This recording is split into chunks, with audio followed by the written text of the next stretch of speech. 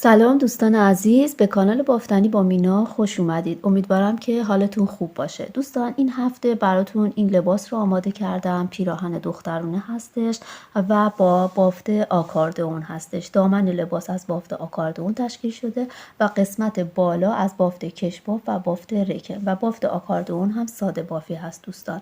من این رو برای کودک 1 تا 2 سال آماده کردم که البته شما برای سن بالاتر با اندازه‌گیری میتونید این رو ببافید.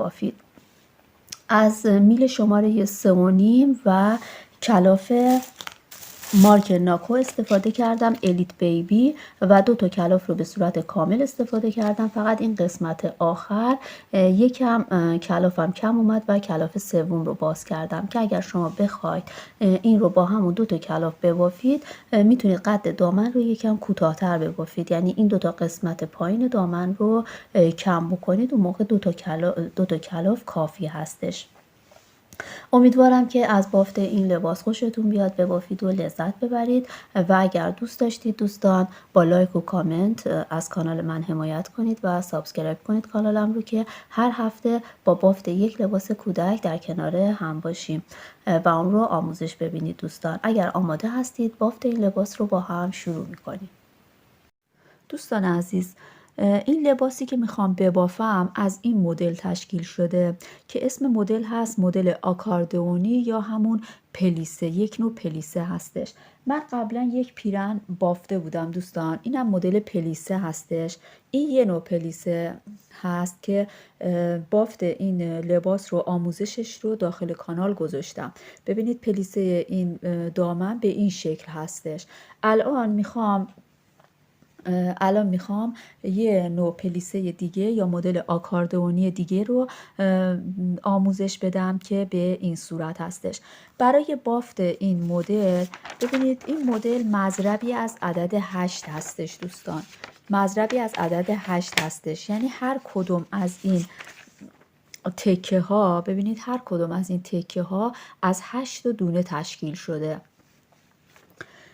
مثلا اگر ما بخوایم 4 تا تکه داشت، بعد این تکه ها باید به صورت زوج باشه، یعنی مثلا 2 تا داشته باشیم ازش، 4 تا داشته باشیم، 6 تا 8 تا و به این صورت. بعد و در انتها باید 2 تا دونه کم بکنیم. الان فرض کنید که مثلا ما میخوام که برای این مدل 6 تا از این مدل رو داشته باشیم.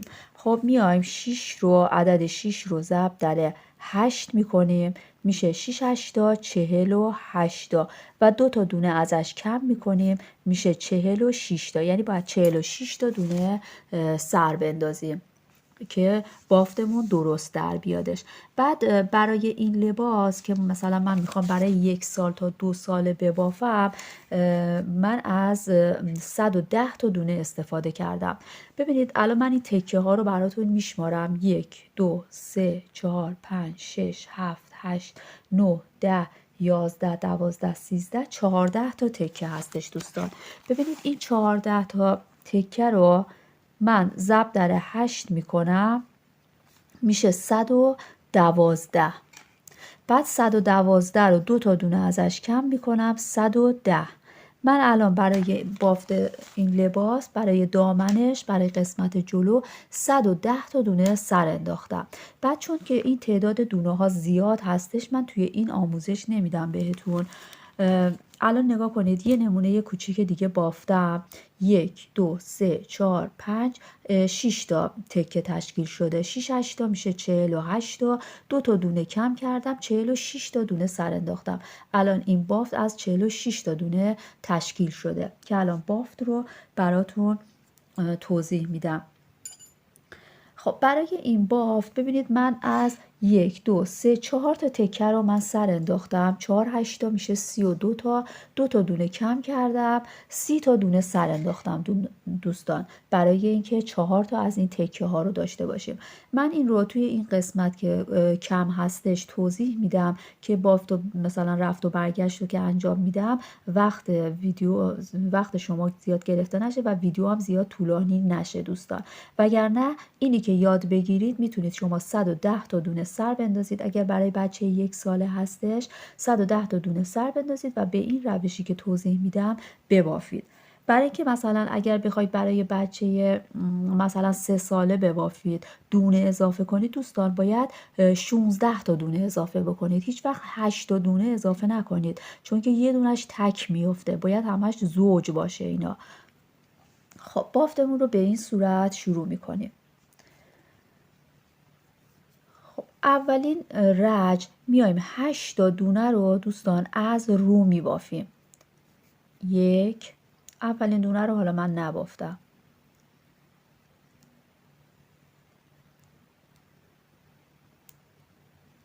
2 3 4 5 6 7 8. خب 8 دونه رو از رو بافتم. کل بافت دوستان ساده بافی هستش، یعنی یک رج از زیر یک رج از روه، فقط مدل ها چون جابجا میشه این مدل رو به ما میده و بافت ساده ای است، مدل خاصی نداره. پس 2 4 6 8 دونه رو من از رو بافتم. حالا میام 8 دونه از زیر میبافم. 1 2 3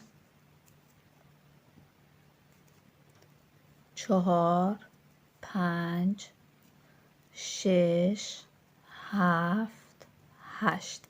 خب 8 دونه دوباره از رو. 1 2 3 4 5 6 7 8. خب الان اینجا 6 تا دونه میمونه دوستان، چون ما 2 تا دونه کم کرده بودیم دیگه. برای اینکه این مدلمون درست بشه باید دونه ها اینطوری باشه. خب حالا این 6 تا دونه رو باید از زیر ببافیم. آخرین بار 8 تا دونه از رو بافتم، الان نوبت زیر هستش.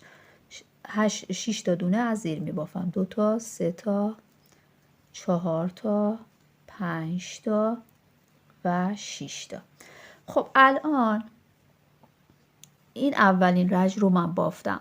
ما باید 3 رج دونه ها رو به همون شکلی که میبینیم ببافیم. یعنی اگر دونه رو بود رو ببافیم، دونه زیر بود زیر ببافیم. خب دونه اول رو در میارم. اینجا از رو هستش. 3 تا 4 تا 5 تا 6 تا از رو هست بافتم. الان این دونه ها از زیر میبافم. این 8 تا از زیر هستش، از زیر بافتم.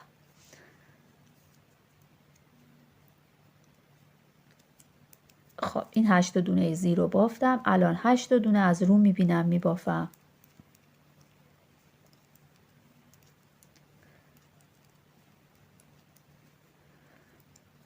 و 8 دونه هم از زیر.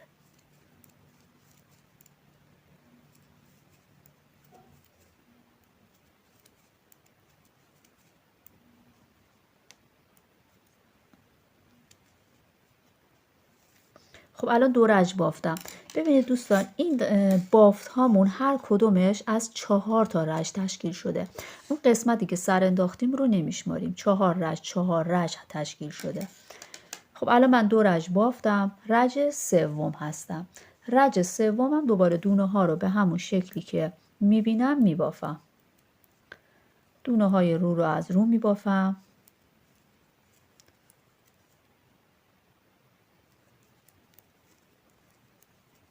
دونه های زیر رو از زیر.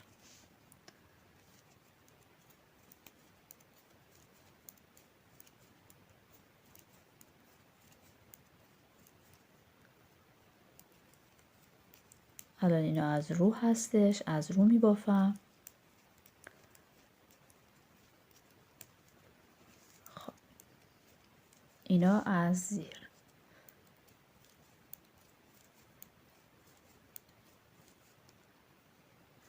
البته این مدل رو به روش های دیگه هم میبافن، از بافت سلانیک استفاده میکنن و اینا، ولی ساده ترین روش این هستش که دارم براتون توضیح میدم. خب ببینید الان اینجا 1 2 تا 3 تا بافت رو داریم. اینجا باید 4 تا بافت رو داشته باشیم دوستان. خب الان من 4مین رج رو هم میبافم. دونه ها رو به همون شکلی که میبینم میبافم.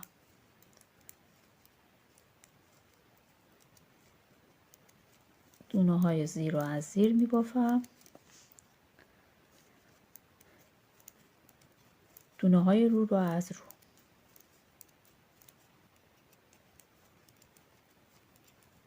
اینا رو از رو می بافم.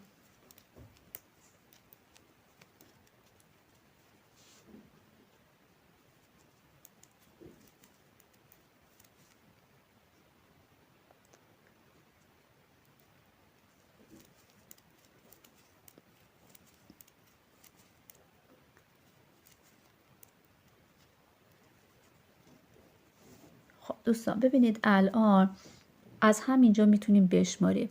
این رجیه که سر انداخته بودیم. بعدش 1 2 3 4 رج بافتیم. خب بعد از اینکه 4 رج رو بافتید الان باید جابجایی داشته باشیم. یعنی به چه صورت؟ ببینید ما با 6 تا دونه از رو شروع کردیم، با 8 تا دونه از رو شروع کردیم، 8 تا زیر، 8 تا رو و در انتها 6 تا دونه از زیر هستش. حالا برای این رج ما میایم از این سمت شروع میکنیم. 6 تا زیر رو میبافیم، بعد 8 تا رو، 8 تا زیر، به این صورت. خب بعد از اینکه 4 رج بافتیم پس دونه ها جابجایی هستش. الان از رج اول که توضیح دادم حالا از این سمتش باید ببافیم. میایم با 6 تا از زیر شروع میکنیم. 2 تا، 3، 4، 5، 6 و بعد دوباره 8 تایی میشه. 8 تا از رو هستش. 3 تا، 4 تا، 5، 6، 7، 8. حالا 8 تا از زیر.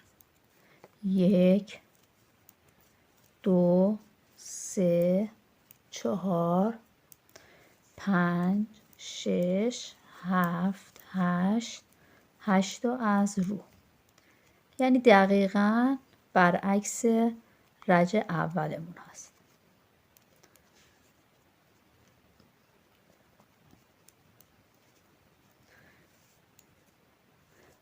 توی رج اول ما با 8 تا از رو شروع کرده بودیم، با 6 تا از زیر تموم کرده بودیم. حالا اینجا با 6 تا زیر شروع میکنیم، با 8 تا رو تموم میکنیم. حالا دونه ها به هر تعدادی که باشه به همین صورت هستش. حالا دوباره میایم 4 رج دونه ها رو به همون شکلی که میبینیم میبافیم.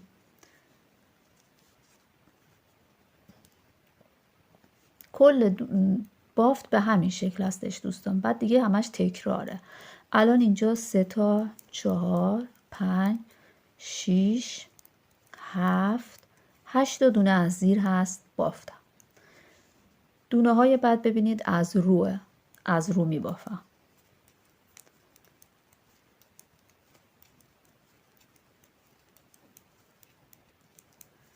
دونه های بعد از زیر هستش، از زیر می بافم.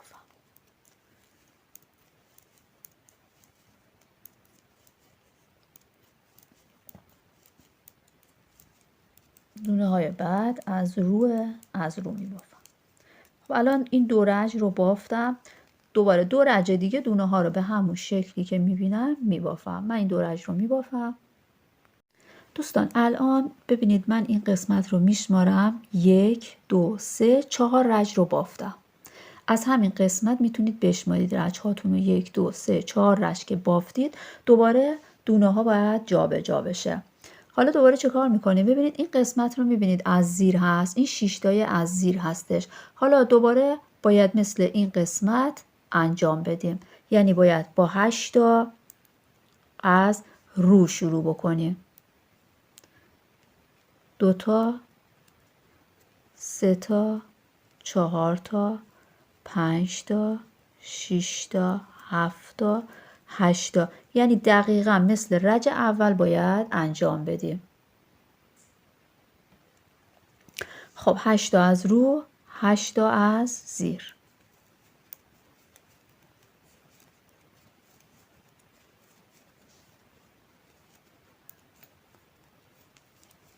الان بافتمون داره خودش رو نشون میده. این قسمت که به صورت گندمی هست همینطوری بالا میره. نگاه بکنید این مدل رو. ببینید این گندمی ها رو ببینید به این صورت بالا میره. یک در میون. الان این قسمتی که اینجا گود هستش اون سمت ببینید گندمیه. خب 8 تا از زیر رو بافتیم، الان 8 تا از رو. 1 2 3 4 5 6 7 8. حالا اینجا 6 تا دونه میمونه از زیر بافته میشه. 2 3 4 5 6. دوباره باید 3 رج دیگه با دونه ها رو به همون شکلی که میبینیم ببافیم، چون این یک رج بافته شده. 3 رج دیگه دونه ها رو به همون شکلی که میبینیم میبافیم. هی تکرار میشه دوستان. الان ما این قسمت هستیم، دوباره داریم میبافیم. بعدش که تموم بشه دوباره این قسمت، دوباره از اول هی شروع میکنیم. این دوتا تکه رو هی که میبافیم بافتمون به این شکل در میاد. الان دوباره من باید 3 رج دونه ها رو به همون شکلی که میبینم ببافم دوستان. خب الان دوباره ببینید 4 رج بافته شد. 1 2 3 4 رج بافته شد. حالا باید مثل این رج ها عمل بکنیم، یعنی دوباره باید جابجا بکنیم دونه ها رو. حالا از رو هستش، اینجا میشه 6 تا از زیر. 2 3 4 5 6. ببینید الان ما دقیقا این قسمت تکه دوم هستیم. خب 6 تا از زیر، دوباره 8 تا از رو. دیگه یکم که جلوتر بریم دیگه شمارش احتیاج نداره. ببینید وقتی که ما میبافیم به این قسمت میرسیم، به این تکه هایی که به صورت گندمی هست، اینا از زیره. 2 تا 3 4 5 6 7 8. و بعد دوباره ببینید 1 2 3 4 5 6 تا از زیر بافتیم. 1 2 3 4 5 6 7 8 تا از رو بافتیم. 1 2 3 4 5 6 7 8 تا از زیر بافتیم. الان 8 تا از رو می بافیم. 2 3 4 5 6 7 8. به این صورت در اومد بافتمون. بعد دوباره تکرار دیگه، 3 رج دیگه دونه ها رو به همون شکلی که میبینیم میبافیم و بعد دوباره تکرار رو انجام میدیم. و من الان این دامن رو میبافم، بعد بهتون میگم که چند سانت بافتم. ما باید 2 تا تکه این شکلی ببافیم دوستان.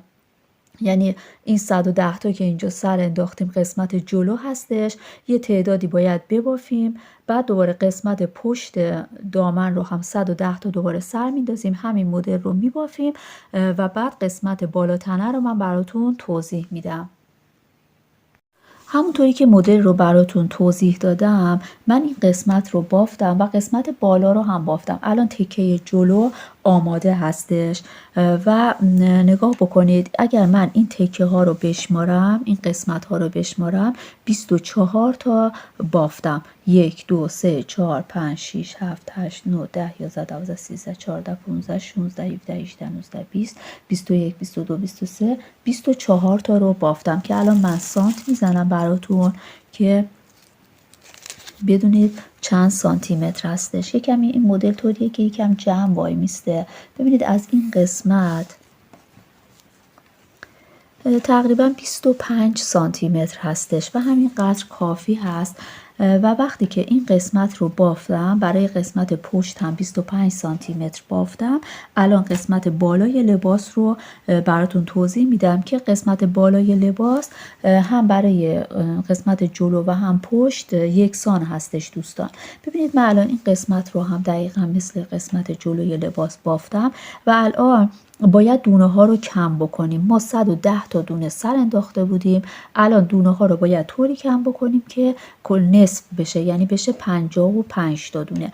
از همین ابتدا دونه ها رو شروع میکنیم به 2 تا 1 کردن.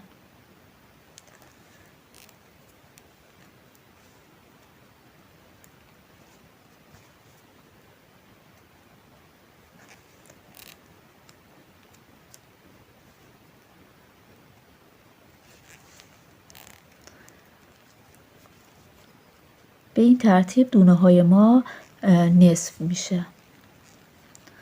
همه دونه ها رو به این صورت 2 تا یکی میکنیم به این شکل. قسمت هایی که از رو هست میتونید دونه ها رو جابجا بکنید که راحت تر بتونید 2 تا یکی بکنید.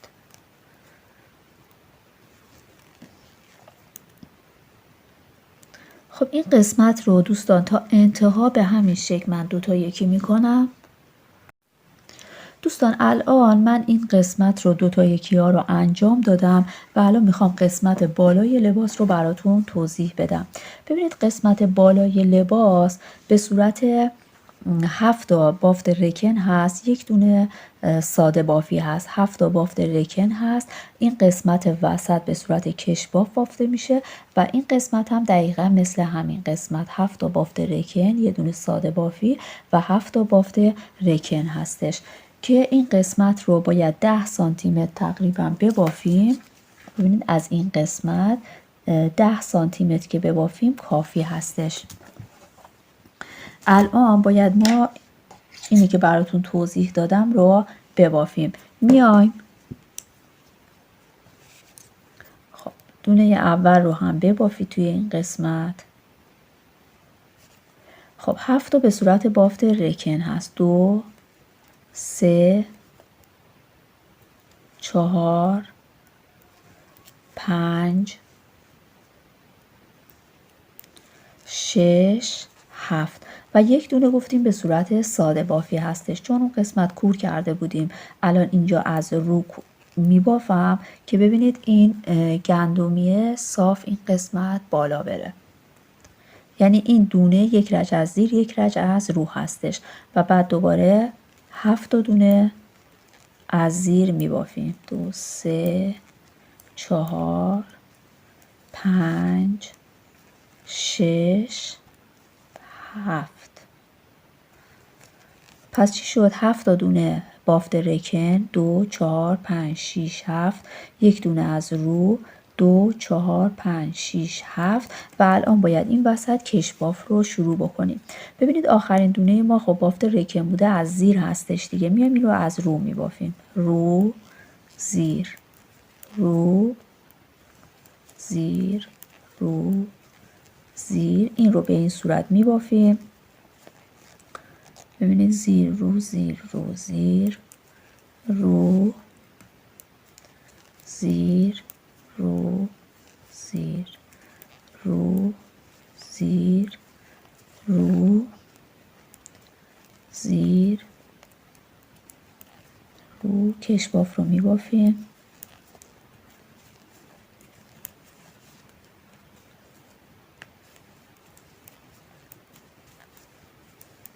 خب این قسمت رو الان من میشمارم، 2 تا 7 تا 14 تا، یک دونه هم که دونه وسط 15 تا دونه باید داشته باشیم. 1 2 3 4 5 6، این 7 تا دونه، این یک دونه وسط، 2 4 5 6 7. خب الان این قسمت 7 تا دونه بافت رکن هست، 1 2 3 4 5 6 7.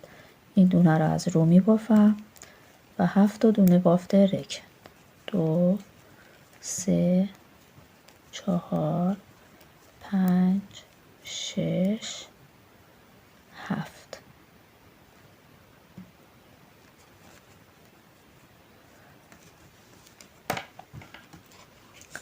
دوباره رج این 10 سانت رو باید به این صورت ببافید. کش باف ها رو کش باف ببافید، رکن ها رو رکن ببافید و این دونه وسط رو هم که گفتم ساده بافی هستش، اون رج از رو بافتیم، این رج باید از زیر ببافیم. قشنگ دیگه مشخص شده. ببینید دونه اول رو هم ببافید دوستان، هم این قسمت هم اون سمت رو ببافید. 2 3 4 5 6 6 7. 7 تا رکن، این دونه دیگه از زیر هستش الان.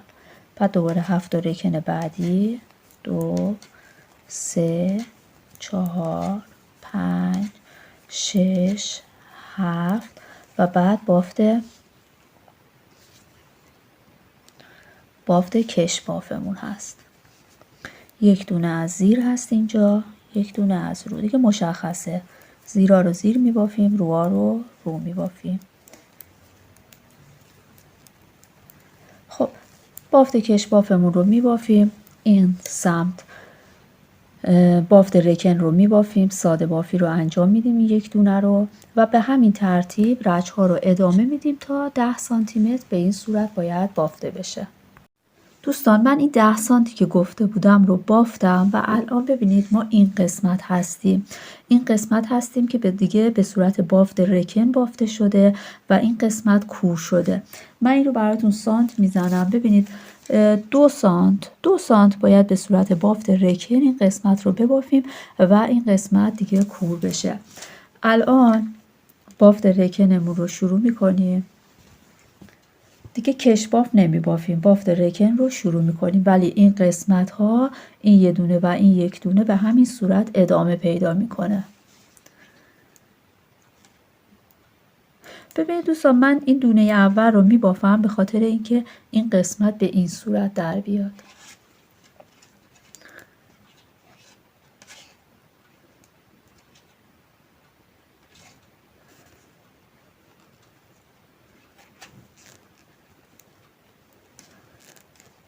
خب اینا رو که رکن هست میبافم. این دونه از زیره.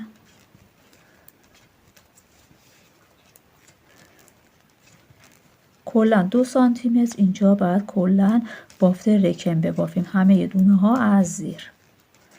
دیگه کش باف رو نمی بافیم اینجا دوستان.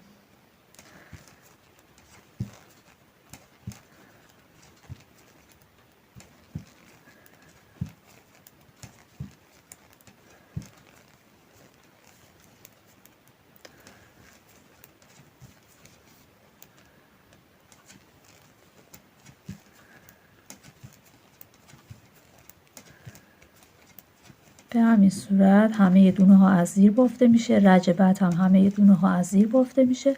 یه 2 سانت به صورت بافت رکن همه دونه ها رو من میبافم.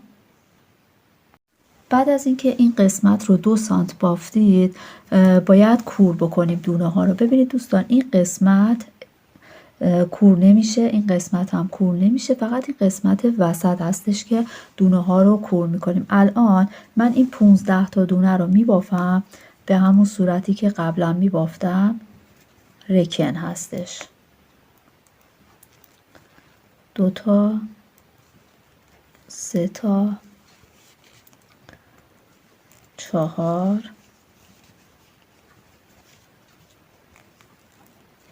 5، 6، 7 و این دونه از رو هست و 7 تا دونه رو میبافم. 1، 2، 3، 4،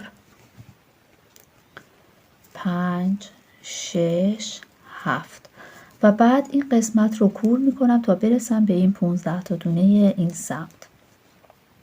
خب این رو من از رو کور میکنم، این سمت هستم.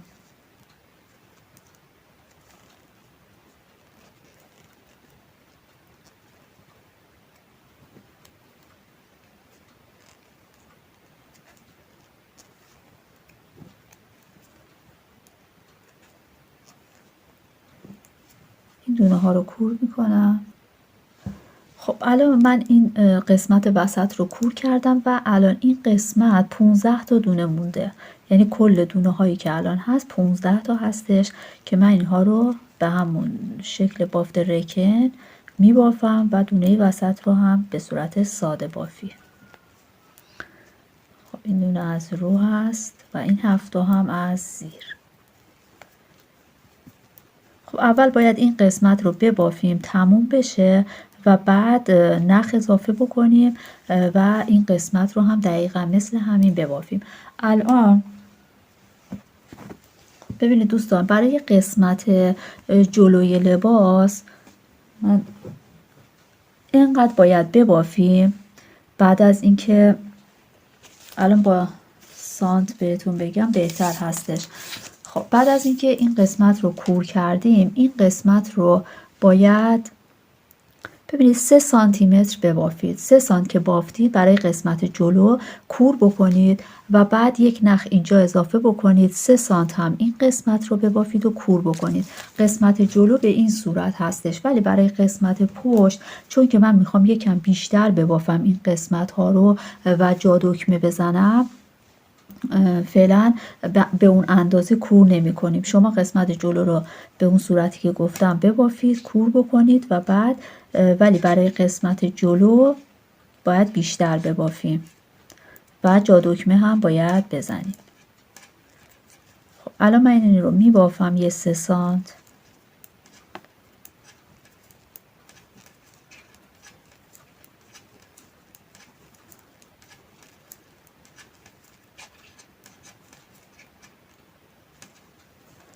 خب این قسمت رو من 3 سانت می بافم. دوستان الان این قسمت رو دقیقا من مثل قسمت جلو بافتم، ولی کور نمی کنم. یک 10 رج به صورت همین مدلی که هست می بافم و بعد جا دکمه باید بزنم. الان بافتم رو من ادامه میدم. کلا 10 رج باید ببافیم و بافت رکن رو نمیگم، یعنی هر یه ردیفی که می بافیم 10 رج باید ببافیم.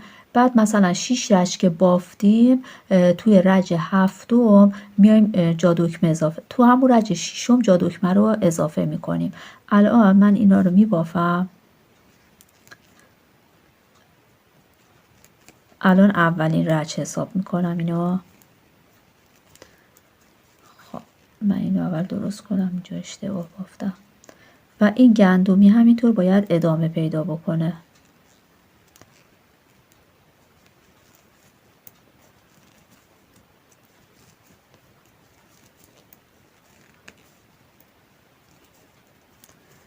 خب الان یک رج بافتم، 4 رج دیگه میبافم و میشه 5 رج و رج ششم جا دکمه میزنیم. 5 رج رو بافتم و الان رج ششم هستیم و میخوام جا دکمه بزنیم. باید یک دونه جا دکمه دوستان اینجا به این قسمت بزنیم، یک دونه هم این قسمت بزنیم. خب اولین دونه رو من میبافم، 2 تا دونه، 3 تا دونه میبافم، یک دونه ژوته میزنم و 2 تا یکی میکنم. جهت دونه هامو تغییر میدم. به این صورت یه دونه جا دکمه این قسمت زدیم و این دونه رو میبافم، این رو میبافم، این دونه وسط که از رو بافته میشه. بعد دوباره این 2 تا دونه بافته میشه. ببینید به چه صورت بود این قسمت. 1 2 3 تا بافتم، یه ژوته زدم، 2 تا یکی کردم. پس الان اینجا باید 2 تا یکی بکنیم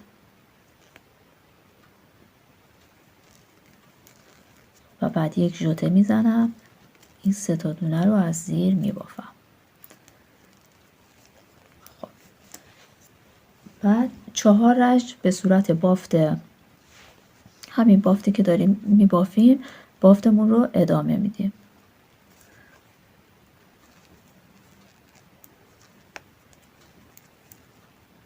خب الان اینجا یه جا دکمه، اینا رو از زیر میبافم.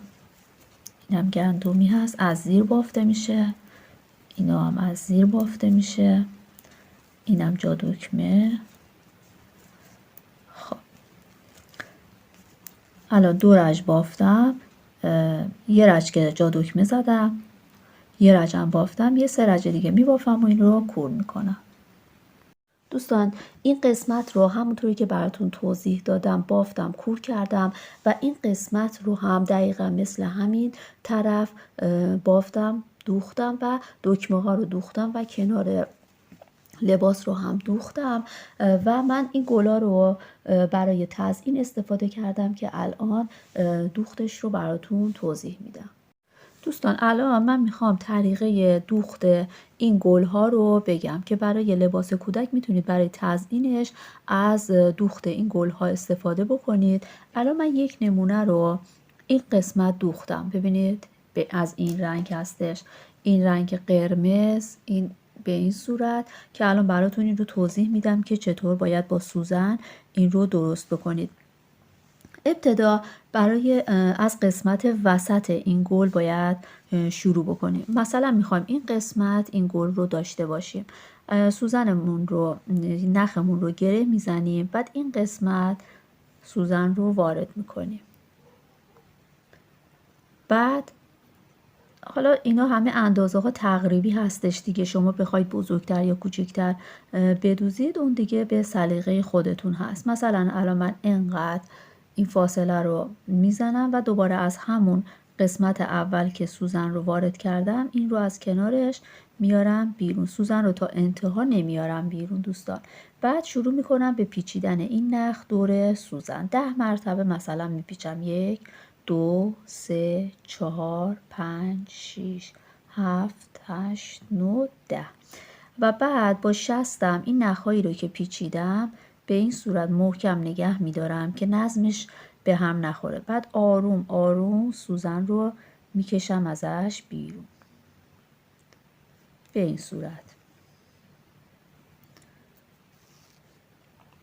تا انتها که داریم میکشیم این رو نگه دارید.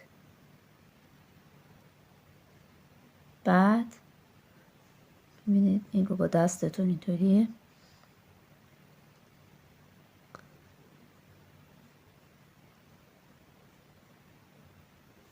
به این صورت در میاد.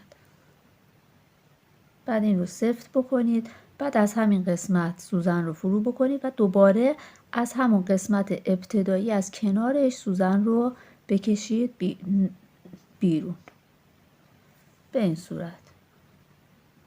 الان یک دونه از این گل‌های از این قسمت وسط رو ما دوختیم. باید 2 تا داشته باشیم دوستان.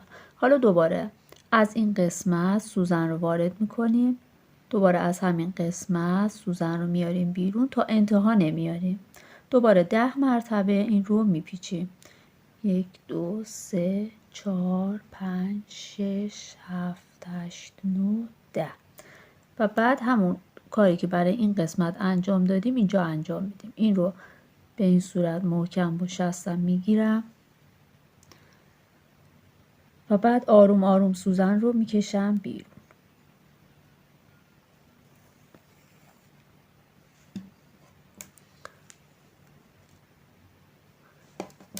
الان دومی رو هم درست کردیم دیگه. الان قسمت وسط کامل شد. سوزن رو از همین قسمت میبرم قسمت پشت. بعد یه بست اینجا میزنم دیگه، به این احتیاجی نداریم و این رو میچینیم.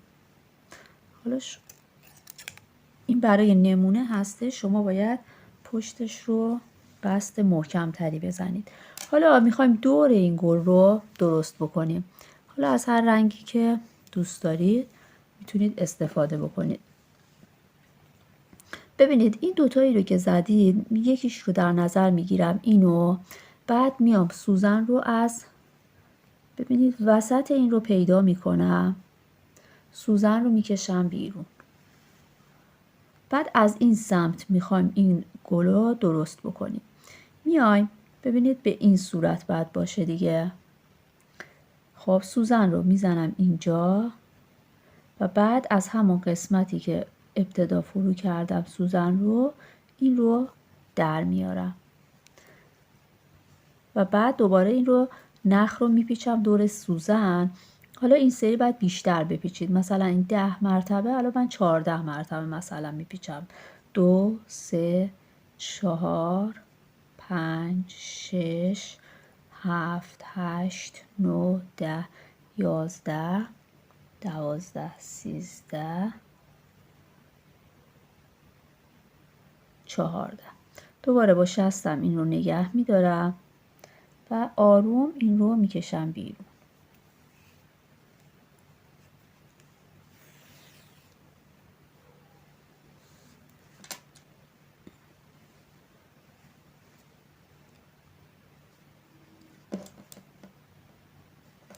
به این صورت با دستتون یکم اینو مرتبش کنید.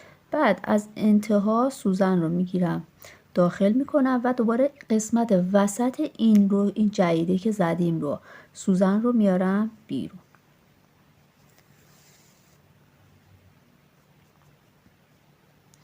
و بعد دوباره حالا میخوام اینطوری بیفته. ببینید سوزن رو از این قسمت وارد میکنم و از کنار همین نخ میارم بیرون، تا انتها نمیاریم. بعد دوباره میپیچیم 3 4 5 6 7 8 9 10 11 12 13 14 تا. و بعد دوباره این رو نگه میدارم، آروم این رو میکشم بیرون، آروم آروم اینو به این صورت درستش میکنم.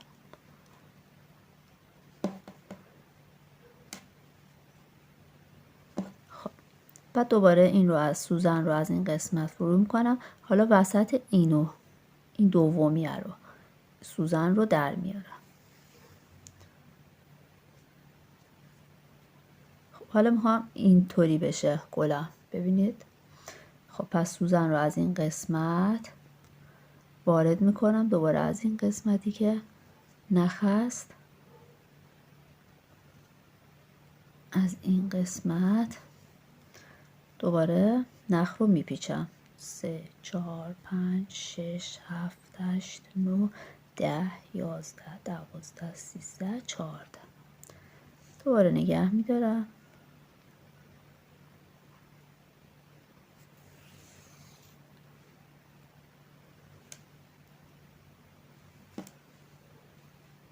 با دستتون میتونید مرتبش کنید.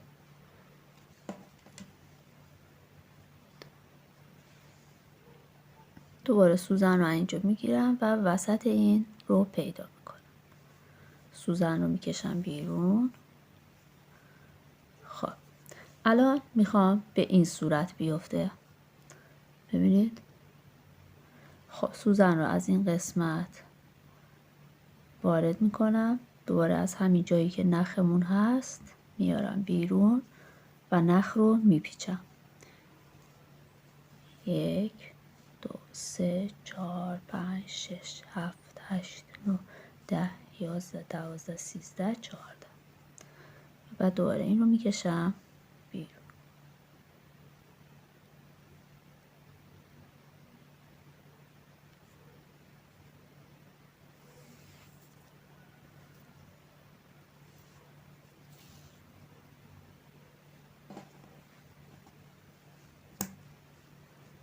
مرتب میکنمش. خب الان دیگه آخرین یه دونه دیگه درست بکنیم تموم هستش. یه بست اینجا میزنم، این رو از این قسمت میکشم بیرون.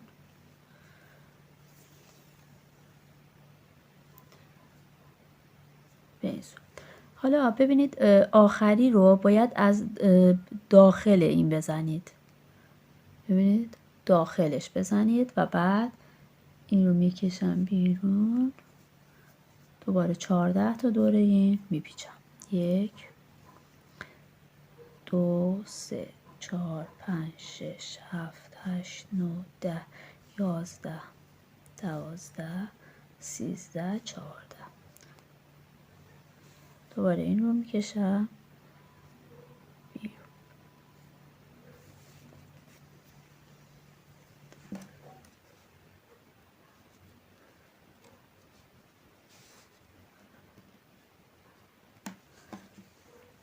آخری رو که درست کردید از همین این داخل این رو میبریم پشت و بعد یک بست میزنیم پشت و تمومش میکنیم.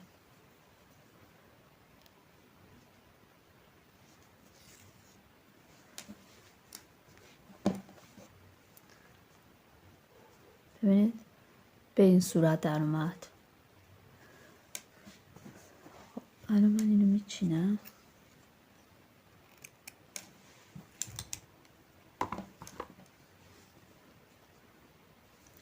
حالا میخوام برگ این رو براتون توضیح بدم دوستان. دوستان الان دوختن این برگ ها رو هم براتون توضیح میدم. هر قسمتی که دوست داشته باشید میتونید این برگ رو بدوزید. فقط در نظر بگیرید که این ببینید مثلا اگر بخواید این قسمت گل، خب بخواید مثلا به این صورت گل رو برگ رو داشته باشید، به این صورت داشته باشید و نوک برگ اینجا باشه، باید بافتتون رو به این صورت بگیرید و سوزن رو از اینجا بیرون بیارید، از جایی که میخواید نوک برگتون باشه. مثلا من الان از اینجا این رو بیرون میارم، یکم پایین تر این رو بیرون میارم و میخوام برگم رو این شکلی بدوزم به این صورت. بعد میام از این قسمت، ببینید از این قسمت سوزنم رو فرو میکنم، حالا اندازش به دلخواه هستش. بعد ببینید نخم رو از اینجا در آوردم دیگه، میام یکم از بالاترش از اینجا سوزن رو میارم بیرون. اینطوری این رو باید به این شکل خط یه دونه به صورت یه دونه خط این رو بدوزید. من میخوام اینجا نوک گل باشه و بعد نخ رو بیارید بالا. ببینید این رو از این قسمت در آوردید، این رو هم باید از همین قسمت در بیارید و بعد از جایی که اول سوزن رو آوردید اینجا سوزن رو در بیارید. باید به این شکل در بیاد، به این شکل. و بعد یک بست بزنید، دوباره از کنار این رو بکشید بیرون. دوباره نخ رو بیارید بالا از همین قسمت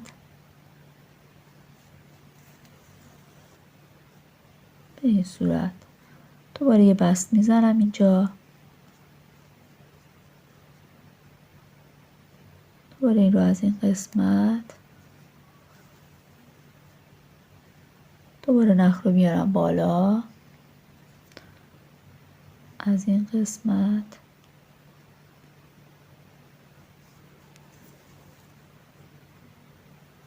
به این صورت. دوباره یک بست میزنم، سوزن رو از این قسمت میارم بیرون، دوباره نخ رو بالا نگه میدارم، دوباره از ببینید این کدوم قسمت هستش، سوزن رو این نخ از اینجا در آوردم دیگه، اینم از همین قسمت در میارم.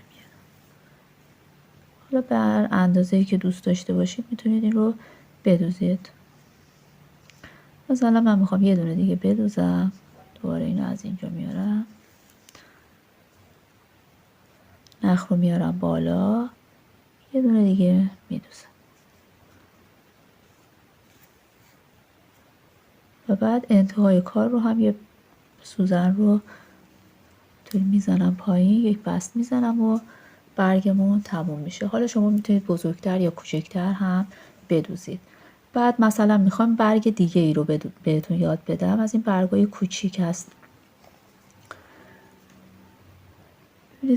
مثلا سوزن رو من از این قسمت در آوردم، نخم رو به این شکل قرار میدم، ببینید به شکلی که یک برگ بشه قرار میدم. از همین قسمتی که سوزن رو ابتدا آوردم بیرون، سوزن رو داخل میکنم این رو میکشم بیرون به این صورت و بعد یک بست میزنم.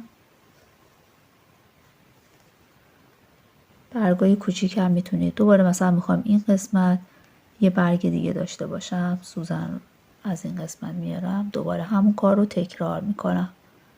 ببینید